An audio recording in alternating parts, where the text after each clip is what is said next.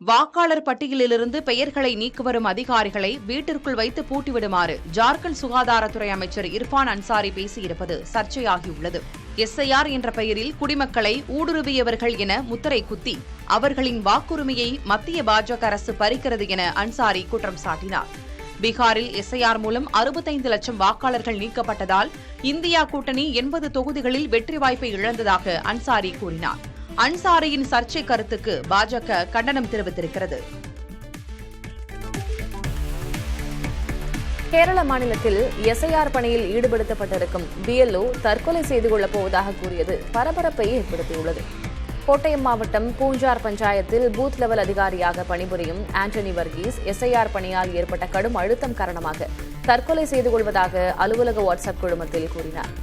இந்நிலையில் மாநில வருவாய்த்துறை அதிகாரிகள் வர்கீஸுடன் பேச்சுவார்த்தை நடத்தி அவரை ஆற்றுப்படுத்தினர். நவம்பர் 16 அன்று கண்ணூர் மாவட்டத்தில் பிஎல்ஓ ஆக பணியாற்றி வந்த அனீஸ் ஜார்ஜ் தற்கொலை செய்து கொண்டார்.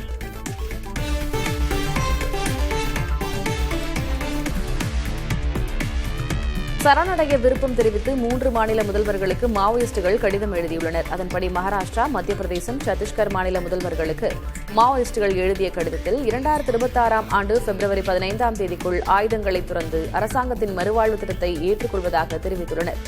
மேலும் தாங்கள் சரணடையும் வரை பாதுகாப்பு படைகளின் நடவடிக்கைகளை நிறுத்தி வைக்க வேண்டும் எனவும் அவர்கள் வலியுறுத்தியுள்ளனர். பொருளாதாரத்தில் நலிந்த பிரிவினர் என சான்று பெற்றுள்ள சுமார் 140 மாணவர்கள் தனியார் மருத்துவக் கல்லூரிகளில் முதுகலை படிப்புகளில் 1 கோடி ரூபாய் வரை கல்விக் கட்டணம் செலுத்தி சேர்ந்துள்ளனர். பொருளாதாரத்தில் நலிந்த முற்பட்ட வகுப்பினருக்கு 10 விழுக்காடு இடஒதுக்கீடு வழங்கப்படுகிறது. இந்த இடஒதுக்கீட்டை பெறுபவர்களின் குடும்பங்களின் ஆண்டு வருமானம் ரூபாய் 8 லட்சத்துக்கும் குறைவாக இருக்க வேண்டும். ஆனால் இந்த பிரிவின் கீழ் விண்ணப்பித்த மாணவர்கள் சிலருக்கு நீட் தரவரிசையில் பின்தங்கியதால் இடம் கிடைக்கவில்லை. இவர்கள் 25 லட்சத்திலிருந்து 1 கோடி ரூபாய் வரை பணம் செலுத்தி தனியார் மருத்துவக் கல்லூரிகளில் என்ஆர்ஐ மற்றும் மேனேஜ்மெண்ட் கோட்டா இடங்களை பெறுகின்றனர். இத்தகைய மாணவர்கள் போலியான தகவல்களை அளித்து பொருளாதாரத்தில் நலிந்த பிரிவினருக்கான சான்றை பெற்றார்களா என்பது குறித்து விசாரணை நடத்த வேண்டும் என சமூக ஆர்வலர்கள் வலியுறுத்தியுள்ளனர்.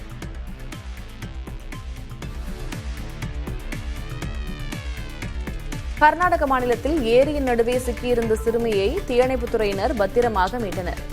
சித்ரதுர்காவைச் சேர்ந்த ரங்கசாமி என்பவர் தனது 3 வயது பெண் குழந்தையோடு அங்குள்ள ஏரியில் மீன்பிடிக்கச் சென்றுள்ளார். இந்நிலையில் குழந்தை ஏரியில் நிறுத்தப்பட்ட பரிசலில் ஏறி விளையாடிய போது பரிசல் ஏரியின் ஆழமான பகுதிக்கு சென்றதாக கூறப்படுகிறது. இதனையடுத்து தந்தை அளித்த தகவலின் பேரில் விரைந்து வந்த தீயணைப்பு வீரர்கள் சிறுமியை பத்திரமாக மீட்டு கரை சேர்த்தனர்.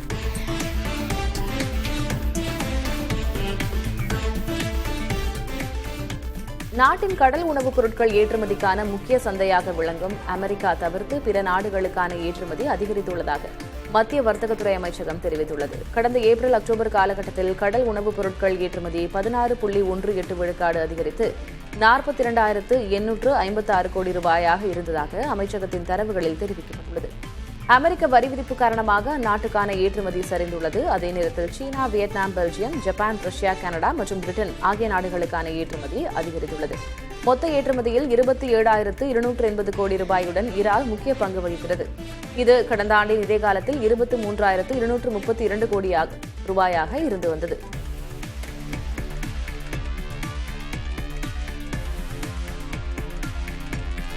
அமெரிக்காவில் 2 சகோதரர்கள் தங்கள் தாய் இறந்த பிறகு வீட்டை சுத்தம் செய்தபோது கிடைத்த ஒரு புத்தகம் அவர்களுக்கு 81 கோடி ரூபாயை ஈட்டித் தந்துள்ளது. 1939ஆம் ஆண்டு முதலில் வெளியான சூப்பர்மேன் காமிக்ஸ் புத்தகம் என்பதால் அதற்கு அவ்வளவு விலை கிடைத்திருக்கிறது. அமெரிக்காவின் டெக்சாஸில் ஒரு ஏல நிறுவனம் மூலமாக புத்தகம் விற்கப்பட்டுள்ளது. மேலும் இதுதான் உலகில் அதிக விலைக்கு விற்கப்பட்ட காமிக்ஸ் புத்தகம் என்ற பெருமையையும் பெற்றது. புகழ்பெற்ற சூப்பர்மேன் கதாபாத்திரம் காமிக்ஸ் புத்தகமாக அறிமுகமானாலும் பின்னர் திரைப்படங்களிலும் இடம்பெற்று உலக புகழ் பெற்றது. 7 கண்டங்களில் 7 மாரத்தான் என நடத்தப்படும் கிரேட் வேர்ல்ட் ரேஸ் பந்தயத்தில் அமெரிக்காவின் பிரவுன் ஜான்சன் 2 புதிய உலக சாதனை படைத்துள்ளார். ஒரு மாரத்தானை முடிக்க சராசரியாக 4 மணி நேரம் 29 நிமிடங்கள் 22 வினாடிகள் எடுத்துக் கொண்டுள்ளார். இதேபோல மொத்தமாக 6 நாட்கள் 10 மணி நேரம் 24 நிமிடங்களில் பந்தயத்தை நிறைவு செய்துள்ளார். இவை இரண்டும் கின்னஸ் சாதனையாக பதிவாகின. சிறப்பம்சமாக 82 வயதான டான் லிட்டில் இந்த பந்தயத்தில் கலந்து கொண்ட மிக வயதான நபர் என்ற சாதனையை படைத்தார். Next year I'm going to cut him. சென்னையில் ஆபரண தங்கத்தின் விலை சவரனுக்கு 1600 ரூபாய் உயர்ந்துள்ளது. 1 கிராம் தங்கம் 200 ரூபாய் உயர்ந்து 11,720 ரூபாய்க்கு விற்பனை செய்யப்படுகிறது. 1 சவரன் தங்கம் 93,760 ரூபாயாக உள்ளது. வெள்ளி விலையும் இன்று உயர்ந்துள்ளது. கிலோவுக்கு 3000 ரூபாய் உயர்ந்து 1,74,000 ரூபாய்க்கு விற்பனை செய்யப்படுகிறது. கிராமுக்கு 3 ரூபாய் விலை உயர்ந்து 174 ரூபாயாக உள்ளது. அமெரிக்க மைய வங்கி வட்டி விகிதங்களை குறைக்கும் என்ற எதிர்பார்ப்பால் தங்கம் வெள்ளி விலை உயர்ந்துள்ளதாக கூறப்படுகிறது.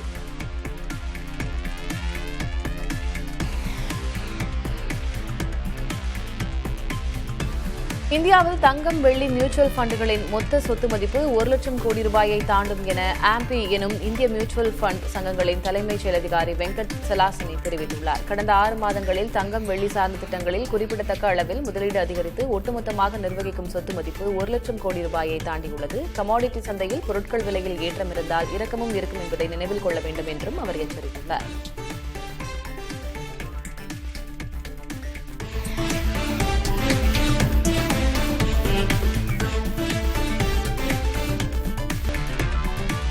கூட்டுறவு வங்கிகளில் நகைக்கடன் பிரிவில் 1 கிராம் தங்கத்துக்கு வழங்கப்படும் கடன் தொகை 7,000 ரூபாயாக அதிகரிக்கப்பட்டுள்ளது.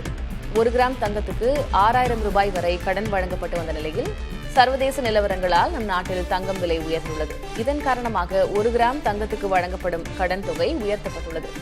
கூட்டுறவு வங்கிகள் மற்றும் கூட்டுறவு கடன் சங்கங்களின் இந்த நிதியாண்டின் ஏப்ரல் முதல் அக்டோபர் வரை 42 லட்சம் பேருக்கு 45,000 கோடி ரூபாய் அளவுக்கான நகைக்கடன்கள் வழங்கப்பட்டுள்ளன.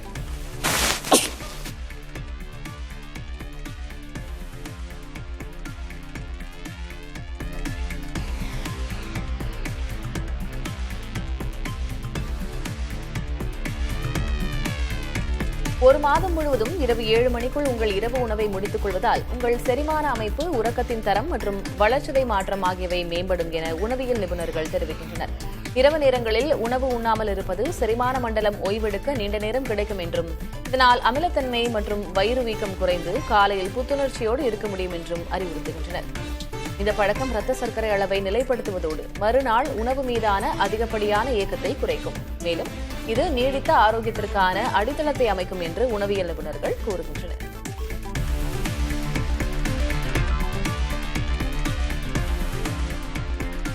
Brazil, Indonesia, Russia, Mexico, America, Germany என 6 நாடுகளில் சேர்த்து வாட்ஸ்அப் பயன்படுத்துவோர் எண்ணிக்கையை விட இந்தியாவில் அதிகம் பேர் அந்த செயலியை பயன்படுத்துவதாக ஆய்வு தெரிவிக்கிறது. வாட்ஸ்அப் பயனாளர்களுக்கான பெரும் சந்தையாக மட்டுமல்லாமல் அந்த தளத்தில் உயிர் நாடியாக இருப்பது இந்தியா என்பது இதன் மூலம் தெரிய வருகிறது. இந்தியாவில் 80 பேர் வாட்ஸ்அப் பயன்படுத்தி வருவதாகவும் நம்பத்தகுந்த ஆய்வு முடிவுகள் சொல்கின்றன.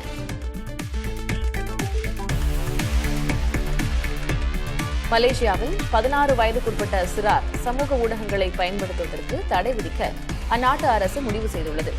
இணையவழி மோசடிகள், பாலியல் துஷ்பிரயோகங்கள் போன்ற அச்சுறுத்தல்களிலிருந்து சிறாரை பாதுகாக்கும் விதமாக இந்த நடவடிக்கை மேற்கொள்ளப்படுவதாக மலேசிய அரசு தெரிவித்துள்ளது. இந்த தடை 2026ஆம் ஆண்டு முதல் அமலுக்கு வரும் என்றும் சமூக ஊடகங்களை பயன்படுத்துபவர்களின் வயதை உறுதி செய்ய மின்னணு அடையாள சரிபார்ப்பு முறைகள் மேற்கொள்ளவும் மலேசிய அரசு முடிவு செய்துள்ளது.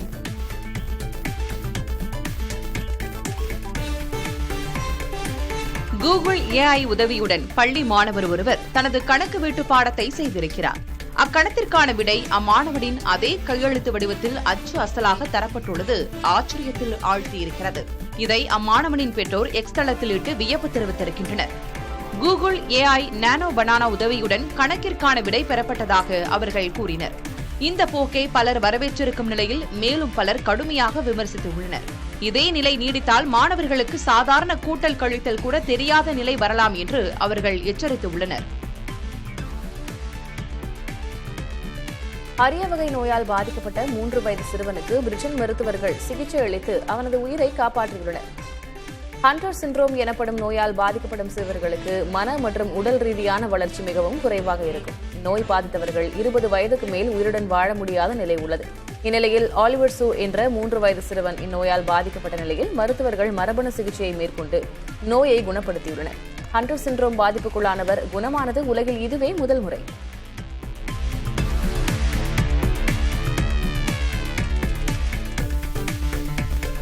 மண்டல மகர விளக்கு பூஜை காலத்தை முன்னிட்டு பக்தர்கள் கூட்டம் பல மடங்கு அதிகரித்துள்ளதால் சபரிமலையில் பாதுகாப்பை உறுதிப்படுத்த கண்காணிப்பு கேமராக்கள் பொருத்தப்பட்டுள்ளன. கேரள காவல்துறை மற்றும் தேவஸ்வம் போர்டு இணைந்து முக்கிய மையங்களில் சுமார் 450 கண்காணிப்பு கேமராக்களை நிறுவியுள்ளனர். கேமராக்கள் அனைத்தும் கட்டுப்பாட்டு அறையுடன் இணைக்கப்பட்டு சபரிமலையின் ஒவ்வொரு மூலை முடுக்கிலும் நடக்கும் நிகழ்வுகள் கண்காணிக்கப்படுகிறது.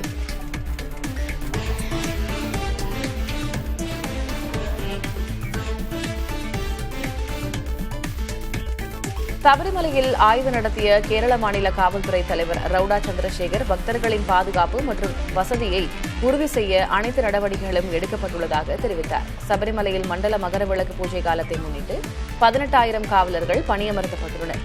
திங்கட்கிழமை இரவு சபரிமலை சன்னிதானத்தில் நடந்த ஆய்வுக்கு பின் செய்தியாளர்களிடம் பேசிய டிஜிபி ரவுடா அனைத்து இடங்களிலும் போதுமான காவலர்கள் பாதுகாப்பு பணியில் ஈடுபடுத்தப்பட்டிருப்பது உறுதி செய்யப்பட்டுள்ளதாக தெரிவித்தார்.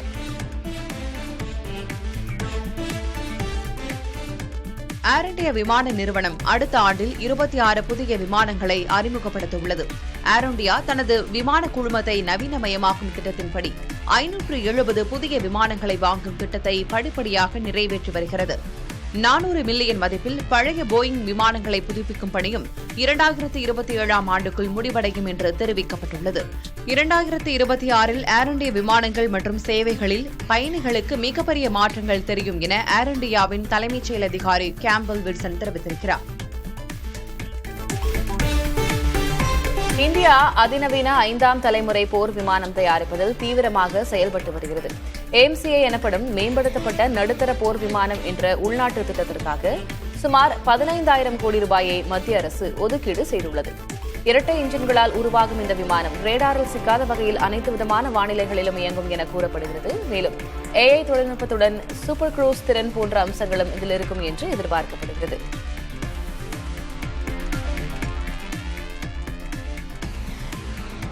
குஜராத் மாநிலத்தில் இந்திய எல்லை பாதுகாப்பு படையினர் வான் சாகசத்தில் ஈடுபட்டனர். ஹெலிகாப்டரில் பறந்து சென்ற அவ்வீரர்கள் ஒரே நேரத்தில் வெளியே குதித்து ஒருவருக்கொருவர் கைகோர்த்துக் கொண்டு வளையம் போன்ற அமைப்பை ஏற்படுத்தி இறங்கினர். பின்னர் அருகே பறந்து கொண்டிருந்த பாராசூட் வீரர்களை பற்றிக் கொண்டு அவர்கள் துல்லியமாக தரையிறங்கினர்.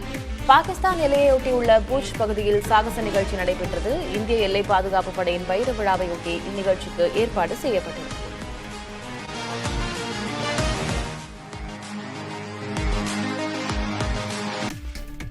ஆப்கானிஸ்தானில் முதலீடு செய்யும் இந்திய நிறுவனங்களுக்கு 5 ஆண்டுகளுக்கு முழுமையான வரி விலக்கு அளிக்கப்படும் என அந்நாட்டு அரசு அறிவித்துள்ளது. இது அந்நாட்டின் பொருளாதார ஸ்திரத்தன்மையை மேம்படுத்தும் முயற்சியின் ஒரு பகுதியாக பார்க்கப்படுகிறது. தேவைப்படும் மூலப்பொருட்கள் மற்றும் இயந்திரங்களை இறக்குமதி செய்வதை எளிதாக்கும் வகையில் திட்டங்கள் வடிவமைக்கப்பட்டுள்ளன. சீனாவில் தயாரிக்கப்பட்ட ரோபோ ஒன்று 100 கிலோமீட்டர் தொலைவை நடந்தே சென்று சாதனை படைத்திருக்கிறது. மனிதனால் உருவாக்கப்பட்ட இயந்திரம் ஒன்று இவ்வளவு தொலைவுக்கு இடைவிடாமல் நடந்துள்ளது இதுவே முதன்முறையாகும்.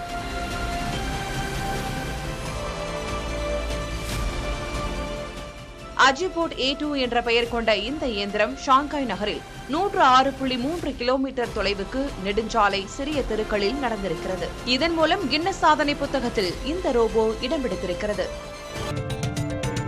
தேனி மாவட்டம் ஆண்டிப்பட்டியில் வரத்து குறைவால் தக்காளி விலை அதிகரித்துள்ளது. ஆண்டிப்பட்டி சுற்றுவட்டார பகுதிகளில் மழை காரணமாக தக்காளி உற்பத்தி பாதிக்கப்பட்டதால் யானை மார்க்கெட் மற்றும் சந்தைப்பேட்டை மார்க்கெட்டுக்கு தக்காளி வரத்து குறைந்துள்ளது.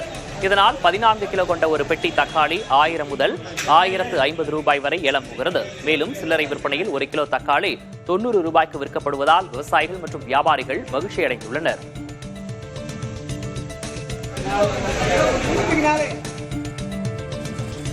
உடுமலைப்பேட்டை மத்திய பேருந்து நிலையம் அருகே உள்ள UKB வணிக வளாகத்தில் நேற்றிரவு துணிக்கடையில் திடீரென தீ விபத்து ஏற்பட்டது. முதல் மாடியில் ஏற்பட்ட தீ வேகமாக பரவி கடையில் இருந்த பொருட்கள் எரிந்து சேதமடைந்தன. தீ அருகில் இருந்த பிற கடைகளுக்கும் பரவத் தொடங்கிய நிலையில் உடுமலை தீயணைப்புத் துறையினர் சம்பவ இடத்திற்கு சென்று 1 மணி நேரத்திற்கு மேலாக போராடி தீயினை கட்டுப்படுத்தினர். தீ காரணமாக அப்பகுதி புகைமூட்டமாக காணப்பட்டதால் பரபரப்பு நிலவியது. துணிக்கடையில் ஏற்பட்ட மின்சார கசிவினால் தீ விபத்துக்கு காரணமாக இருக்கலாம் என தீயணைப்புத்துறை தெரிவித்துள்ளது. பல லட்சம் ரூபாய் மதிப்பிலான பொருட்கள் சேதமடைந்தது.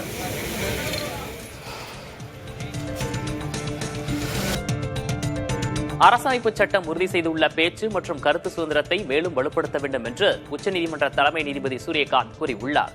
ஆங்கில நாளிதழுக்கு அளித்த பேட்டியில் பேச்சு மற்றும் கருத்து சுதந்திரத்தால் யாருடைய கண்ணியத்துக்கும் நற்பெயருக்கும் களங்கம் விளையாது, மாறாக அந்த உரிமைகளை தவறாக பயன்படுத்துவதுதான் அவ்வாறு நிகழ்கிறது என்று கூறியுள்ளார். பேச்சு சுதந்திரத்தை தவறாக பயன்படுத்துவதை தடுப்பதற்கான விதிமுறைகளை உருவாக்க வேண்டும் என்று நீதிபதி சூரியகாந்த் வலியுறுத்தினார். சிந்தி சமூகம் குறித்து சர்ச்சைக்குரிய கருத்துக்களை வெளியிட்டதற்காக ஜோஹர் சத்தீஸ்கர் கட்சியின் தலைவர் அமித் பாஹேல் அவர் மீது வெவ்வேறு மாநிலங்களில் பதிவு செய்யப்பட்ட வழக்குகளை ஒன்றாக்கி ஒரே நீதிமன்றத்தில் விசாரணை நடத்த உத்தரவிட வேண்டும் என்ற கோரிக்கையை உச்சநீதிமன்றம் நிராகரித்தது. நீங்கள் உங்கள் மாநில போலீசாருடன் இலவசமாக நாடெங்கும் பயணிப்பதை மகிழ்ச்சியுடன் அனுபவியுங்கள் என மனுதாரரிடம் வேடிக்கையாக கூறிய நீதிபதிகள் நாவடக்கத்தை கடைபிடிக்க வேண்டும் என்று அறிவுறுத்தினார்.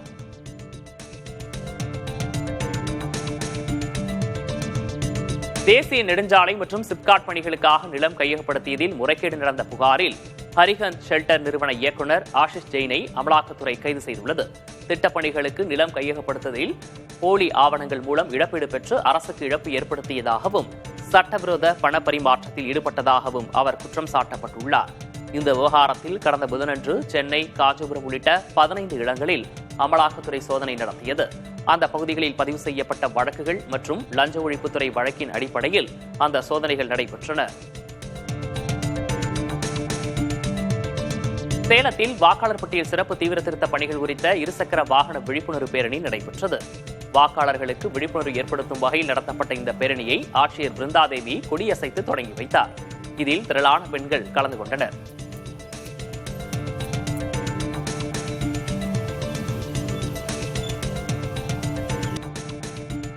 எஸ்ஐஆர் தொடர்பாக பொதுமக்களுக்கு உதவும் வகையில் பாஜக சார்பில் குழுக்கள் அமைக்கப்பட்டுள்ளன. பாஜக மாநில தலைவர் நைனா நாகேந்திரன் வெளியிட்ட அறிக்கையில் வாக்காளர் பட்டியல் சிறப்பு தீவிர திருத்தம் குறித்து உதவ மாநில அளவில் ஐடி பிரிவு மாவட்ட துணைத் தலைவர் கிருஷ்ணகுமார் தலைமையில் குழு அமைத்துள்ளதாக தெரிவிக்கப்பட்டுள்ளது. சட்ட ஆலோசனை மற்றும் தேர்தல் ஆணையத்துடன் ஒருங்கிணைக்கும் பணிகளுக்கு மாநில செயற்குழு உறுப்பினர் சவுந்தரராஜன் உள்ளிட்டோர் அடங்கிய குழுவும் உருவாக்கப்பட்டுள்ளதாக கூறப்பட்டுள்ளது. எஸ்ஐஆர் குறித்த சந்தேகங்களை 9150021835 9150021821 என்ற வாட்ஸ்அப் எண்களிலும் SIRTNBJP@gmail.com என்ற மின்னஞ்சலிலும் கேட்கலாம் என அறிவுறுத்தப்பட்டுள்ளது.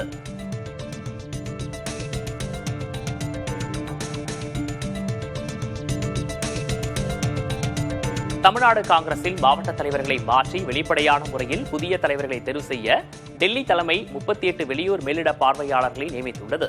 அவர்கள் கட்சி சார்ந்த 77 மாவட்டங்களில் நேரடியாக சென்று பல்வேறு நிலை நிர்வாகிகளை சந்தித்து கட்சியின் நிலைமை, தலைவர் நியமனம் குறித்து கருத்துக்களை கேட்டறியும் பணியை தொடங்கியுள்ளனர். இது தொடர்பாக மத்திய சென்னை கிழக்கு மாவட்ட காங்கிரஸ் தலைவர் சிவ ராஜசேகர் பேசியதை காண்போம். குறிப்பிட்ட கால எத்தனை ஆண்டுகள் அவர்கள் பணியாற்றிருக்கிறார்கள், அவருடைய பணி எப்படி இருக்குது அப்படின்றதை பார்த்து உதவி கொடுத்தோம். அப்புறம் இளைஞர்களுக்கு வாய்ப்பு கொடுக்கணும், மகளிருக்கு வாய்ப்பு கொடுக்கணும், சமூகத்தின் அனைத்து பிரிவுகளில் இருக்கிறவங்களுக்கும் வாய்ப்பு கொடுக்க வேண்டும் என்கிற இடத்துல ஒரு பெரிய நீண்ட ஆய்வை நடத்தி இதை நியமிக்கணும் அப்படின்னு சொல்லி பல்வேறு மாநிலங்களில் இந்த திட்டத்தின் மூலமாக புதிய தலைவர்கள் நியமிக்கப்பட்டாங்க. இப்போ இருக்கிற மாவட்ட தலைவர்கள் அத்தனை பேரையுமே அப்படியே மாற்றிடுவாங்கன்னு சொல்ல முடியாது. சிலர் தங்களை 2 அல்லது 3 சீட்டுகளாக திமுகவுடன் நிற்கிறோம் என விமர்சித்துக் கொண்டிருக்கிறார்கள். அவர்கள் அரசியலை புரிந்து கொள்ள இன்னும் 10 ஆண்டுகள் ஆகும் என விசிக தலைவர் திருமாவளவன் தெரிவித்துள்ளார். சென்னை அசோக் நகரில் உள்ள விசிக தலைமை அலுவலகத்தில் நடைபெற்ற நிகழ்ச்சியில் பேசிய அவர் இதனை குறிப்பிட்டார். திருமாவளவன் பிஜேபியை எதிர்க்கிறான் அல்லது விமர்சிக்கிறான் என்பதை விட ஏன் திமுக இடதுசாரிகளோடு கைகோர்த்து நிற்கிறான் என்பதற்கு இதுதான் அடிப்படை. சில சில்லறைகள் ஏதோ நாம் 2 சீட்டுக்கு 3 சீட்டுக்குமாக அங்கே நிற்கிறோம் என்று விமர்சித்துக் கொண்டிருக்கிறார்கள். அவர்கள் அரசியல் அறியாமையில் உழலுகிற அற்பர்கள். அவர்களுக்கு நம்மை புரிந்து கொள்வதற்கு இன்னும் பல 10 ஆண்டுகள் ஆகும். நம் அரசியலை புரிந்து கொள்வதற்கு இன்னும் பல 10 ஆண்டுகள் ஆகும். நம்முடைய அரசியல் என்றால் திருமாவளவன் அரசியல் அல்ல, அம்பேத்கர் அரசியல். மக்களின் உரிமைகளை மீட்பதில் முதல்வர் மு க ஸ்டாலின் தோல்வியடைந்து விட்டதாக முன்னாள் அதிமுக அமைச்சர் RB உதயகுமார் குற்றம் சாட்டியுள்ளார். இது தொடர்பாக அவர் வெளியிட்டுள்ள வீடியோவில் விவசாயிகளின் பாதுகாவலர் யார் என டெல்டா மாவட்ட மக்களிடம் கேட்டு பார்த்து முதல்வர் மு க ஸ்டாலின் தெரிந்து கொள்ளட்டும். அதை விட்டுவிட்டு திமுக அரசின் இயலாமையையும் தோல்வியையும் மறைக்கவும் அதனை மடைமாற்றம் செய்யவும் எடப்பாடி கே பழனிசாமி மீது பழி சுமத்துவதா என RB உதயகுமார் கண்டனம் தெரிவித்துள்ளார். இன்றைக்கு ஈரப்பதத்திற்கு அனுமதியை வாங்க துப்பில்லாத தகுதி இல்லாத, திராணி இல்லாத, தன்னுடைய இயலாமையை மடைமாற்றம் செய்வதற்காக மக்களை வஞ்சிக்கிற இந்த விளம்பர அரசு தொடர்ந்து மக்களின் உரிமையை பாதுகாப்பதிலே தோல்வியடைந்து வருகிறது. அதை மனமாற்றம் செய்வதற்கு, உரிமையை மீட்பதற்கு குரல் கொடுக்கவில்லை என்று ஒரு அண்ட புழுக ஆகாச புழுவை இன்றைக்கு தன் மீது இருக்கிற அந்த இயலாமையை மடைமாற்றம் செய்கிற வகையிலே மாண்புமிகு எதிர்க்கட்சி தலைவர் மீது விமர்சனம் வைத்திருக்கிறார்கள். கோவை சென்ற முதல்வர் மு.க. ஸ்டாலினின் வருகைக்கு எதிர்ப்பு தெரிவித்து பாஜகவினர் கருப்பு கொடி போராட்டத்தில் ஈடுபட்டனர். கோவைக்கு மெட்ரோ ரயில் திட்டம் மறுக்கப்பட்டதற்கு மத்திய அரசை குறை கூறுவதாகவும், பள்ளி கல்லூரி மாணவர்களிடையே போதைப் பொருட்கள் சர்வசாதாரணமாக புழங்க திமுக அரசை காரணம் என குற்றம் சாட்டியும் பாஜகவினர் போராட்டம் செய்தனர். கோபேக் ஸ்டாலின் என்ற வாசகமடங்கிய பதாகைகளுடன் கருப்பு கொடி காட்டி போராட்டத்தில் ஈடுபட்ட 50க்கும் மேற்பட்ட பாஜகவினரை காவல்துறையினர் கைது செய்தனர். துணை முதல்வர் உதயநிதி ஸ்டாலினின் பிறந்த நாளை ஒட்டி சேலத்தில் சமுதாய வளைகாப்பு நிகழ்ச்சி நடைபெற்றது. இதில் 250 கர்ப்பிணிகளுக்கு உதயநிதி ஸ்டாலின் நற்பணி மன்றம் சார்பில் சீர்வரிசைகளை அமைச்சர் ராஜேந்திரன் வழங்கினார்.